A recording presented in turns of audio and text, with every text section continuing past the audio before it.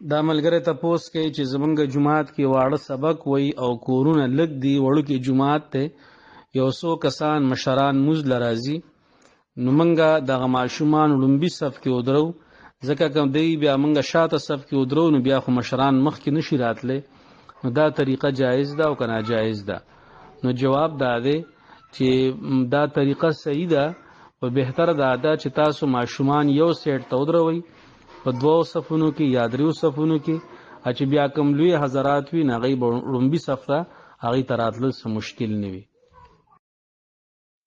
دا ملګری تپوس کوي چې کله یو کس مونځ ته ودرېږي الله اکبر ووایي نو دی به ډایرکټ په نامه باندې لاس ایږدي که اول به لاس وړندی او د هغې نه پس به بیا لاس راوچتوي او په نامه باندې به ایږدي؟ نو جواب دا دی چې بهتره دا دی چې دی ډایرکټ لاس په نامه باندې کیدی، لاس وړاندولو ته ضرورت نشته، ډایرکټ لاس په نامه باندې ایږدي. البته که چېرې یو سړي لاس وړاند کړل او بیا د هغې نه پس په نامه باندې ایږدي نو مونځ د دوم شوی دی، خو لیکن افضل او بهتر دا دی چې لاس ډایرکټ په نامه باندې کېښودی شي. دا ملګری تپوس کوي چې یو کس دی ناغه چې کله د ماسپښین مونځ له راشي نو د سنتو ټیم وي خو هغه سنت نه کوي او هغه وایي چې زه به 2 رکعاته نفل وکم، نو دی وایي چې د دې نفلو څه حکم دی او د سنتو څه حکم دی؟ نو جواب دا دی چې نفل کول دا یو بهترین کار دی او ډیر ښه کار دی، خو لیکن د دې حیثیت د نفلو دی. معنا دا که دغه نفل وکړو الله تعالی به ورله ثواب او اجر ورکړي، او که وی نه کړو نو د ده ذمہ داری باندې څه شی نشته، په ده باندې څه ګناه نشته. او سنت دا موقت دی، که وی کړل نو ثواب به ورته میلاویږي او که وی نه کړل نو ګناه به ورته میلاویږي. نو په دې حوالې سره بیا سنت د نوافلو نه زیات افضل او ضروری دی. نو د دغه کس دا روټین جوړول، سنت مستقل پرېښودل او نفل کول دا د شیطان یو دوکه ده او دله د دین ځان ساتل پکار دي. که موقع وي نو نفل دی وموکي او سنت دی وموکي، او که موقع نه وي نو بیا د صرف سنت کوي نفل دی نه کوي، او که 2 رکعاته نفل موقع وي سنت موقع نه وي نو 2 رکعاته نفل دی وکي او سنت دی بیا د فرضو نه رستو کیږي. دا ملګری تپوس کوي چې یو کس امامتي ورکوي او هغه 3 پیرې سبحان ربی العظیم په رکوع کو اوي، اوس دی پاسی د رکوع نه سمع الله لمن حمده ویل دی، دا به امام وی که مقتدی به وی، ربنا لك الحمد ویل دی، دا به امام وی او که مقتدی به وی. نو جواب دا دی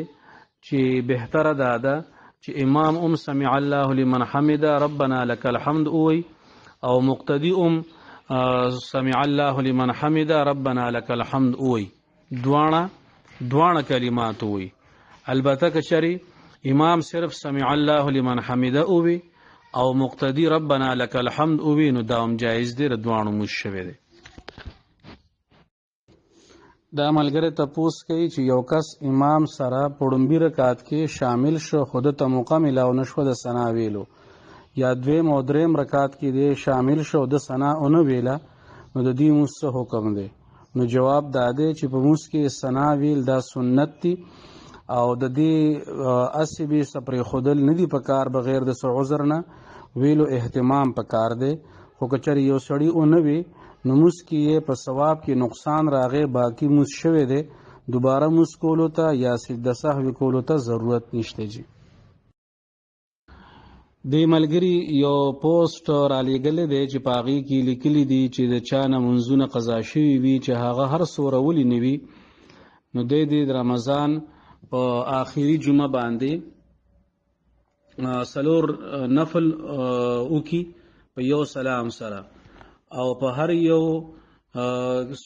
رکعت کې سوره فاتحه نه پس آیات الکرسی و پیری، سوره کوثر 15 پیری او دی وی، انو دې سره به د منځونه ټول قضا راوګرځي. نو دی وی چې دا صحیح دی او که صحیح نه دی؟ نو جواب دا دی، وړومبنۍ خبره دا ده چې دا دی 4 رکعاته نفل لیکلی دي، نو نفل دا چرې د فرضو کمې نشي پوره کولی په یوازې باندې. هغه جدا خبره ده چې یو فرض دا د او یو نفل باندې به پوره کیږي، خو یو نفل دا فرض نشي پوره کوله. دویمه خبره دا ده چې څومره منځونه د بندنه قضا شوي په هغه باندې هغه عمره منځونه کول ضروری دي. د رمضان المبارک دا میاشت چې کله رانږدې شي نو داسې قسمه پوسټونه دا خلک شیر کوي، نو دا منګړد خبره ده، د دې هیڅ قسمه اصل او ثبوت نشته. نو که زمونږ ملګري چې دا میسج اوري نو هغوی له پکار دی چې داسې قسمه پوسټونه هغه فارورډ کوي نه، هغه نورو ملګرو ته نه لیږي، او چې چا باندې قضا منځونه وي نو هغوی که په دې طریقه باندې عمل وکړي نو هغوی به د خپلو قضا منځونو د ذمهدارۍ نه بری کېږي، هغه منځونه به مستقل طور قضا کول ضروری دي. دا ملګری تپوس کوي چې د رمضان المبارک په تراوو کې منګه د ختم ترتیب جوړو، نو ما سره 2 شاګردان دي، هغوی د اړومبنۍ 15 سپارې دور کړي دي. نو زوام چې نیمه سپاره یو شاګرد وي، نیمه بلو وي، او بیا باقی رکعاتونو کې زه 14مه سپاره ووامه، نو په ورځ کې به 2 سپارې شي، اړومبنۍ او 14مه، په دویمه ورځ باندې به 2مه سپاره هغوی ووایي زه به 18مه ووام. نو په دې ترتیب باندې که موږ ختم وکړو دا به څنګه وي؟ نو جواب دا دی چې قرائت په موس کې ختم کول دا په ترتیب سره بهتر دی. نو تاسو کوشش وکړئ چې سبل ترتیب جوړ کړئ چې د قرآن پاک دا ختم په مرتب انداز کې وشي. دا تاسو چې کوم ترتیب وایي نو دا بهتر نه دی، دا خلاف اولاد. نو د ماشومانو له نوافلو کې ترتیب جوړ کړئ، کدی په نوافلو کې واورول شو او تاسو ته په مرتب انداز کې ختم وکړئ. دا ملګری تپوس کوي چې یو کس راغی موزله امام په رکوع کې و، د رکوع له لاړ، چې څنګه د رکوع له لاړ نو فوراً امام د رکوع نه سر اوچت کو، نو آیا په دې رکوع کولو سره د رکعت لاندې کو او که لاندې نه کو؟ نو جواب دا دی که چېرې د امام سره په رکوع کې شامل شوی وي، اگر چې د لږ نه لږ ساعت د پاره ولې نه وي، انو د رکعت لاندې کړی دی، او کنه را دې رکوع نه دی تللی او امام سر راوچت کو، نو بیا دې دا رکعت نه دی لاندې کړی. دا تاسو چې کوم تپوس کوئ نو که په دې صورت کې چې د کله رکوع لته او امام په رکوع کې وو، نو د امام سره په رکوع کې څه ناڅه درجه کې شریک شو، اگر چې ډیر لږ وخت د پاره ولې نه دی نو د رکعت لاندې کړی دی، او کنه د چې کله رکوع لته د امام ولید چې هغه سر راوچت کړی دی، نو بیا د رکوع نه تلو د مخکې امام سر اوچت کړی دی، د امام سر رکوع کې نه دی شامل شوی، نو بیا به دا رکعت نه حسابېږي. دا ملګری تپوس کوي چې یو خاوند دی او هغه بهر ملک کې دی، له 7 کاله هغه بهر تیر کړه او په ټلیفون باندې هغه خپلې ښځې ته چې هغه ښځې په کلي کې ده هغې ته طلاق ورکړه، نو آیا دا ښځه به عدت تیری او که به نه تیری؟ نو جواب دا دی چې د عدت تعلق هغه طلاق سره دی، خوا هغه طلاق مخامخ وي یا هغه طلاق په تحریر کې وي یا هغه طلاق په ټلیفون باندې وي، په هر طریقه باندې چې طلاق ورکی، که خاون خوا کې موجود وي که خاون د دنیا په بل ګوټ کې وي، خو چې ښځې ته یقیني طور پته ولګېده چې زما خاون ماله طلاق را کړی دی، نو دا به عدت تیری. د عدت تیرولو تعلق هغه د طلاق حکم سره دی چې کله طلاق وشي نو په دې باندې عدت تیرول لازم دی. دا ملګری تپوس کوي چې یو کس په بل باندې سلام وکړو، السلام علیکم ورحمت الله وبرکاتو، هغه بل کس ورله جواب ورکړو وعلیکم السلام ورحمت الله وبرکاتو. نو دی دا تپوس کوي چې د سلام کوونکي ته څومره نیکۍ میلاو شوي او جواب ورکوونکي ته څومره نیکۍ میلاو شوي؟ نو جواب دا دی چې د قانون مطابق چې کوم احادیثو کې اصول بیان شوي دي نو هغې مطابق دواړو ته 10 نیکۍ میلاو شوي. البته دې کې یو خبره دا هم ده چې کم یو کس سلام باندې پهل وکړي، په ړومبي ځل باندې سلام وکړي، بل باندې په سلام کولو کې مخکې شي، نو د الله تعالی په نسبت باندې د فضیلت سیوا ده، نو دې ړومبني ته دیرش نیکای میلاو شوي، جواب ورکون کی تم دیرش نیکای میلاو شوي. البته د پهل کون کی ته د پهل کولو فضیلت حاصل دی، نو دغه پکې دته یو سیوایی فضیلت حاصل دی، باقی د قانون مطابق دوانو ته دیرش نیکای میلاو شوي. دا ملګری تپوس کوي چې بینک سره یعنی میزان بینک سره د گاډو اغستلو او خرڅولو معامله کول دا جایز دي او که ناجایز دي؟ نو جواب دا دی چې د میزان بینک باره کې د علماء کرامو فتوا شته د جایزوالی، نو میزان بینک سره معامله کول د گاډو دا جایز دي. دا ملګری تپوس کوي چې یو کس دی او د هغه ورور یوې جنای سره پیس کلی دي، یعنی دغه جنای د دې الک هغه رضاعي دود شریک خور شوه. اوس د دغې جنای یو مشره خور ده، نو د هغې لور سره د نکاح جایز ده او که ناجایز ده؟ نو جواب دا دی چې په سوال کې د دې خبرې وضاحت نشته چې د کم الک د نکاح خواهشمند دی، هغه الک چې کم الک د جنای سره پایس کلی دي یا د هغې الک رور. نو که چېرې د هغې الک رور د دغې جنای مشر خور لور سره نکاح کوي، نو که د حرمت څه بله وجه نه وي نو د دې الک نکاح ورسره جایز ده. خو لیکن که چېرې کوم الک پیس کلی دي تپوس د هغه باره کې وي چې هغه الک د خپلې دود شریک خور لور سره نکاح کوي، نو بیا دې کې لږ تفصیل دی او هغه دا که چېرې دې الک دغه پای چې اسکلي دي د دغې جنای د مور نه اسکلي وي، نو بیا د دغې جنای چې مور د ده رضاعي مور شوه، نو د دغې مور چې څومره لوڼه دي هغه د ده خویندې شوې او د هغې اولاد هغه د ده خورزي او خوريونه شو، نو بیا خو د دغې الک د پای سکونکي دپاره هغې سره نکاح حرام ده او ناجایز ده. او که چېرې دغې الک دغې جنای سره پای سکلي وي د بلې ښځې نه، نو بیا که د حرمت څه بله وجه نه وي نو بیا نکاح جایز ده. به هر حال ما تاسو له ستاسو د سوال جواب درک، خو دا مسله پیچیده هم ده او د نکاح او د حرمت مسله هم ده. نو تاسو که براه راست یو مفتی صاحب سره ملاو شوي او هغه ته تمام صورتحال مخې ته کېښوده، نو بیا به دا ډېره زیاته مناسب وي. دا ملګری تپوس کوي چې زمونږ یو ملګری دی، نو هغه وایي چې زمونږ بابا په ارټ کې یو مرله ځای کې عارضي جومات جوړ کړی و، تقریبا 17 کاله په هغې کې مونځ وشو. اوس مونږ هلته کور جوړو، نو آیا دغه ځای مونږ خپل کور کې رایسارولی شو او که نه شو رایسارولی؟ نو جواب دا دی چې مسجد چې کوم ته په شریعت کې مسجد وایي هغه مسجد دی چې هغه باقاعده وقف شوی وي. نو که د دغې ملګري بابا دغه ځای وقف کړی وي د جومات دپاره او په هغې کې منځونه شوي دي، نو بیا خو د دغې ځای په کور کې راګیرول دا جایز نه دي، ځکه چې دا به تر قیامته پورې جومات وي. او که چېرې هغې نی وقف کړی بلکې اسې یو ځای مختص کړی دی، د هغې نه ګټې چاپېره کړي دي یا د هغې نه لرګي چاپېره کړي دي صرف د دې دپاره چې دا ځای به زمونږ د مونځ دپاره وي، نو بیا دا مسجد نه دی په شریعت کې، بیا دې ته مصلا ویلی شي. څنګه چې د پیټرول پمپو کې خلق یو کمره نیمه د جومات د استعمال دپاره مختص کي، هلته خلق منځونه کوي، نو دغه اوس مسجد نه دی، دغه وقف هم نه دی او په دې باندې د مسجد والا احکامات هم نه لګي،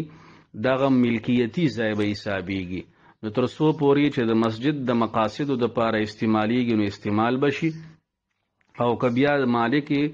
زمین هغه په یو بل مقصد کې استعمالول غواړي نو بیا په هغې کې څه حرج نشته. نو تاسو دغې ملګري ته ووایئ چې هغې دې لږ تحقیق وکړي چې آیا بابا خو دغه ځای د جومات دپاره وقف کړی نو، که وقف کړی وي نو بیا خو د دغې په کور کې راګیرول جایز نه دي، او که نی وقف کړی نو دا د بابا ملکیتو، بیا د هغه نه پس د هغه اولاد ته پاتې شو، نو هغه مالکان چې څنګه تصرف کول غواړي په څه ځای کې استعمالول غواړي، که هغه کور دی که هغه نور څه دي، نو د هغې په استعمال کې راوستو کې څه حرج نشته. دا ملګری تپوس کوي چې نن سبا د جمعې په ورځ باندې په جوماتونو کې نعتونه هغه لګولی شي او دغه نعتونه په سټوډیو کې جوړ شوي وي، په هغې کې په پس منظر کې ساوند هم چلیږي، ساز ورسره چلیږي. نو دغه نعتونه په جوماتونو کې لګول د دې شرعي حکم څه دی؟ نو جواب دا دی چې نعتونه به ذات خود که څوک لګوي نو په هغې کې څه حرج نشته، خو لیکن دا نن سبا چې کوم نعتونه دي چې په هغې کې په پس منظر کې باقاعده یو میوزیک چلیږي، ساوند چلیږي، نو دا بالکل ناجایز دي. د جوماتونو د تقدس او د احترام مسله په خپل ځای باندې ده، د نعتونو په خپله باندې یو تقدس او احترام دی، نو هغې سره داسې قسمه ساز غږول یا چې کوم دی نو میوزیک غږول دا بالکل جایز نه دي. نو د دې چې څومره حوصله شکني کېږي دوره به بهتري. داسې قسمه نعتونه موبایلو کې اچول هم نه دي پکار، د دې لګول هم نه دي پکار. د نعت مقصد د رسول مقبول صلی الله علیه وسلم صفت دی، نو هغه په ساده انداز کې چې کوم شرعي حدود دي د هغې دننه پکار دی. دا ملګری تپوس کوي چې یو کس دی موږ سره ملګری دی، د هغه برید ډېر لوی دي، نو موږ ورته ووی چې دا دوره لوی برید مه پرېږده ځکه چې دې کې د خوراک څښاک څیز حرامېږي. نو هغه موږ ته ووی چې حرامېږي خو نه، البته مکروهه کېږي. نو دی د دې باره کې تپوس کوي چې دا کومه خبره صحیح ده؟ نو جواب دا دی چې د بریتو باره کې د نبی اکرم صلی الله علیه وسلم واضحه حکم موجود دی چې نبی علیه الصلاۃ والسلام فرمایي تاسو بریت واړه کوي او ګیرې لوی کوي. نو بریت واړه کول او بریت کټ کول دا د نبی علیه الصلاۃ والسلام حکم دی، د ټولو نه ضروری خبره د نبی علیه السلام سنت دی. او باقی د روډای خبره ده، نو که چری بریت لوی وي روټای وسره لګي یا وسره اوبه لګي نو نه ډوډۍ حرامېږي او نه مکروهه کېږي. دا دواړه عوامي خبرې دي، په شریعت کې د دې څه اصل نشته، خو لیکن د دې مطلب دام نه دی چې ګنې اوږده برید پرېښودل، لوی برید پرېښودل دا جایز دي. د شریعت په نظر کې د نبی علیه الصلاۃ والسلام د واضح حکم نه خلاف ورزي ده. او موږ او تاسو ځان ته سوچو کو هر یو تن سره زما نو موږ عمل څه دی، زمونږ حیثیت څه دی، د نبی علیه الصلاۃ والسلام د شفاعت امیدوار یو په آخرت کې. نو چې نبی علیه الصلاۃ والسلام کومې سنت طریقې موږ عمل کولی شو هغې باندې عمل کول پکار دي. نو دغې ملګري ته تاسو ووایئ چې ډوډۍ نه حرامېږي نه مکروهه کېږي، البته کار د نبی علیه الصلاۃ والسلام د حکم نه خلاف روان دی. نو د دغې نه ځان ساتل ضروري دي، په سنت طریقه باندې عمل پکار دی. دا ملګری تپوس کوي چې د 2 میاشتو یو ماشوم بچی دی، مازدیګر چې شي نه هغه په ژړا شروع شي، بیا نه د مور پایلي په هیڅ طریقه باندې نه قلاریږي. نو د دې دپاره څه وظیفه وایي موږ ته وښیئ. نو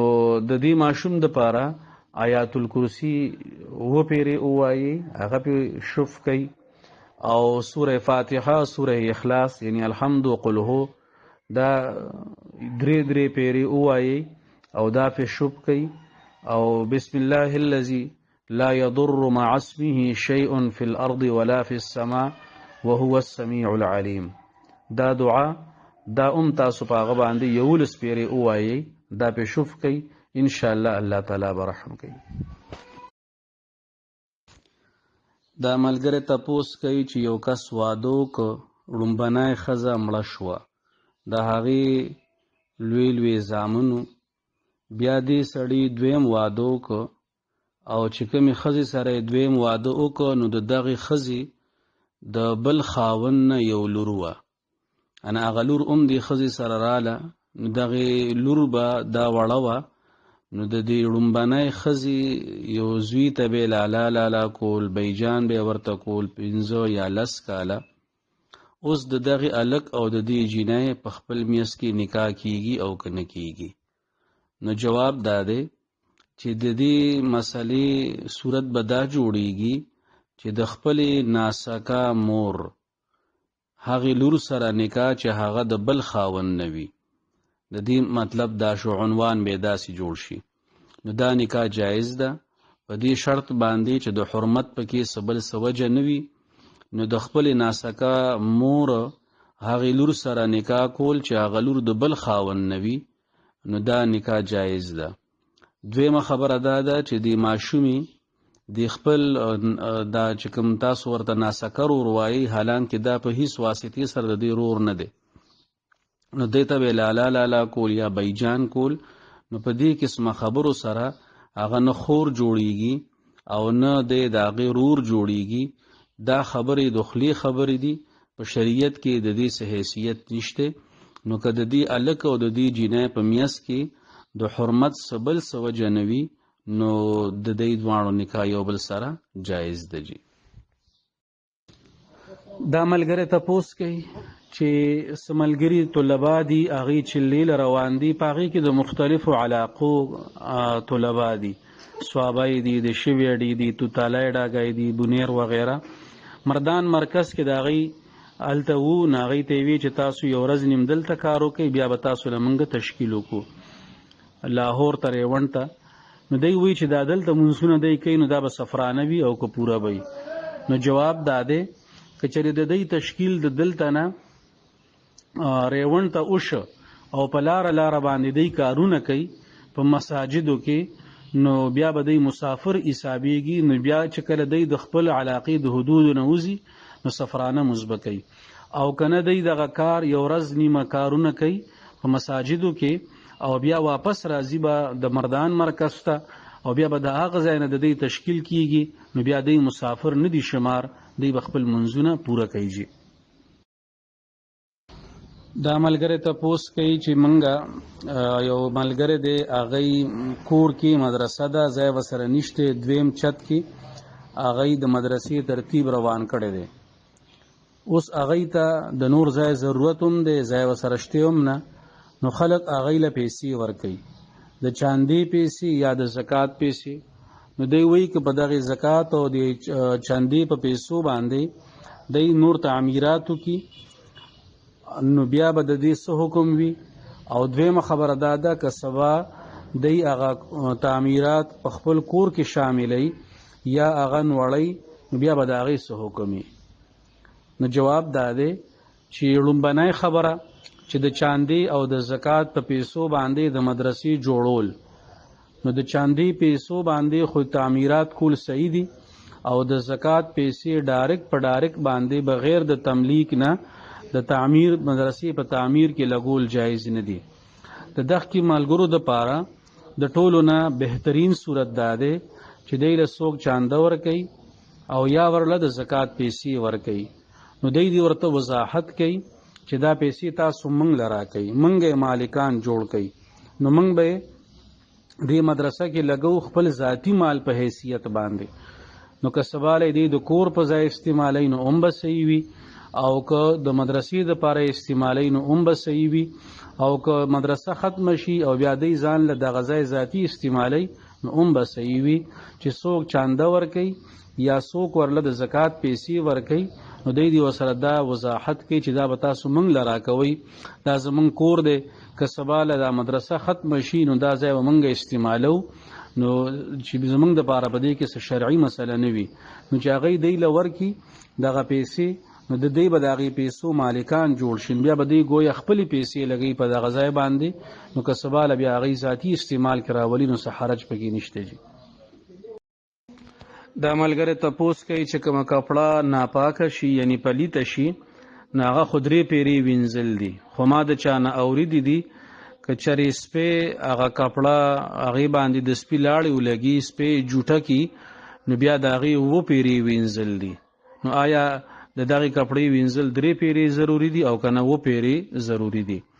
نو جواب دا دی چې احادیثو کې نبی اکرم صلی الله علیه وسلم د هغې لوښي باره کې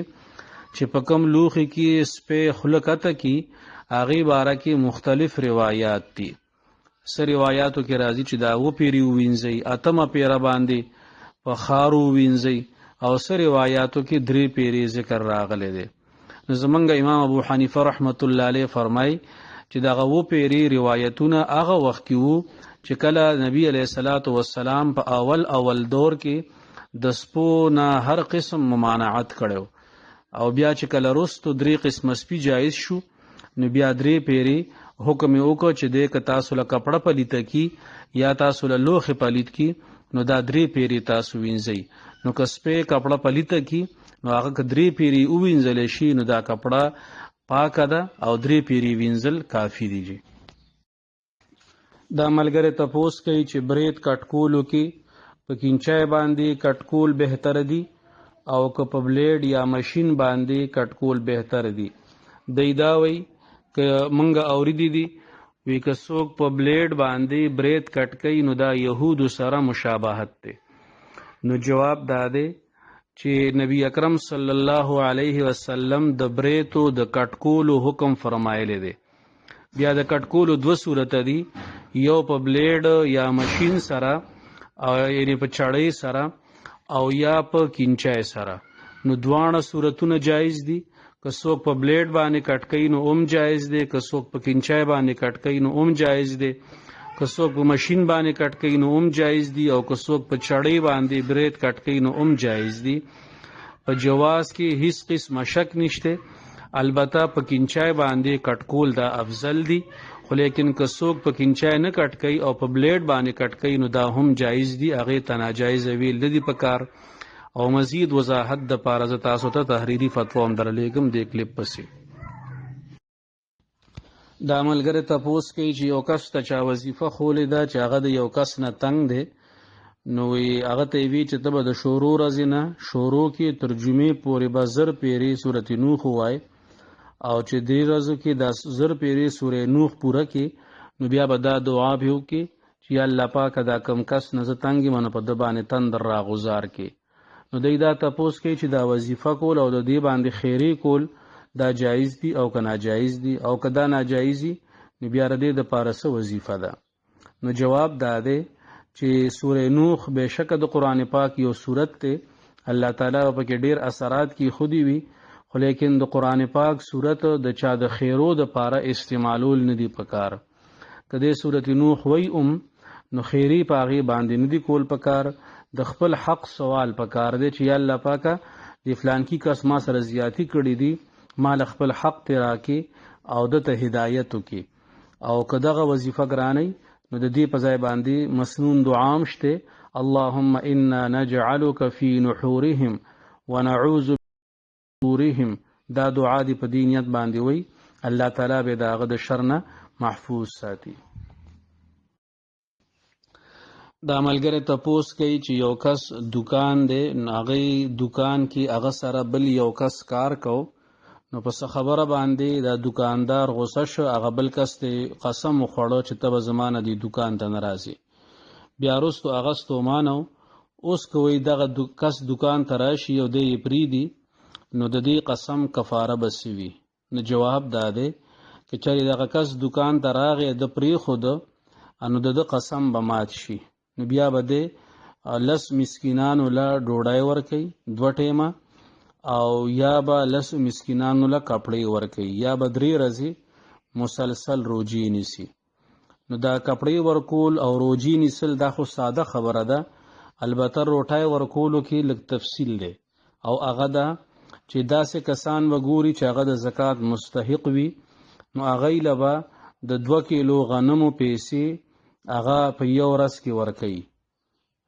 10 کسانو له ورکوي نو په یو ورځ کې دی ورکوي. مثال په طور باندې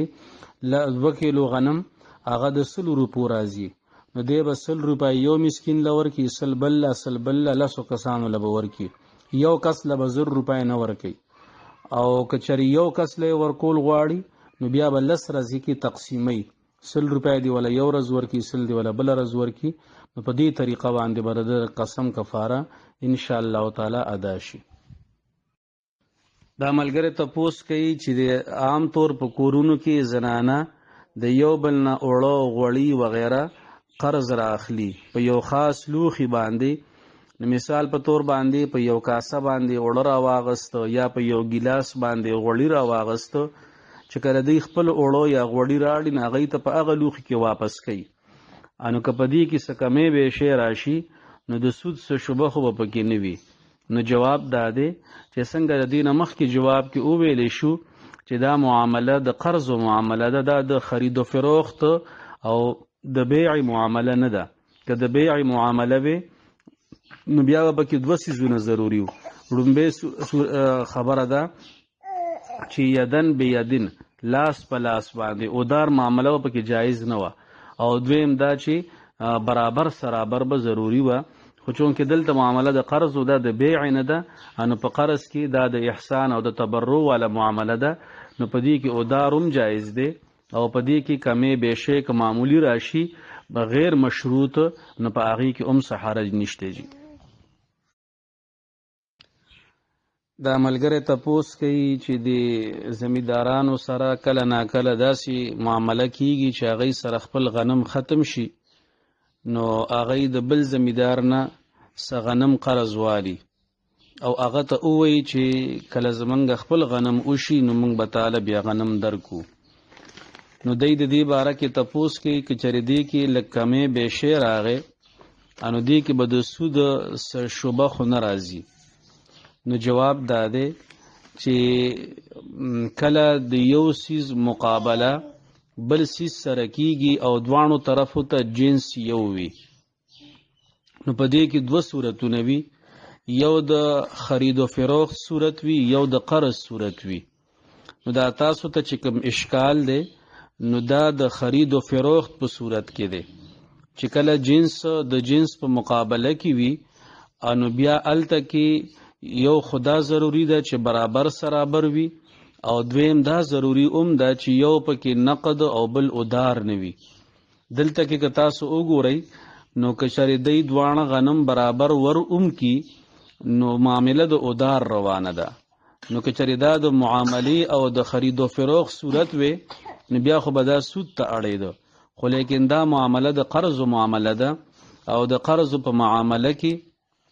دغه خبره نشته. که بیا لږ کمې بیشې راشي نو هم د قرض والا معامله د تبرع او د احسان والا معامله ده، نو په دې کې د ادار په وجه باندې یا د کمای بیشې په وجه باندې د سود څه خبره نه راځي. او زه تاسو ته د دې نه پس د فتاوی حقانیینه یو فتوا لیکلی شوې درلیږم چې په هغې کې دغه خبره ده چې دا معامله د قرض او د احسان ده، دا د خرید و فروخت معامله نه ده جي. دا ملګری تپوس کوي چې یو مدرسه ده او هغه په کور کې ده،